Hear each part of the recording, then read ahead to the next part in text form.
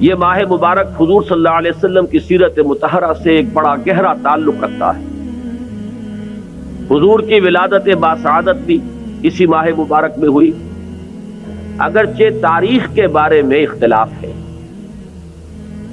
حضور کا انتقال بھی اس ماہ مبارک میں ہوا، اور وہ متفق علیہ تاریخ ہے 12 ربیع الاول اصل میں حضور کا یوم وفات ہے، اور اکثر محققین کی رائے یہ ہے کہ آپ کا یوم ولادت جو ہے وہ 9 ربیع الاول ہے۔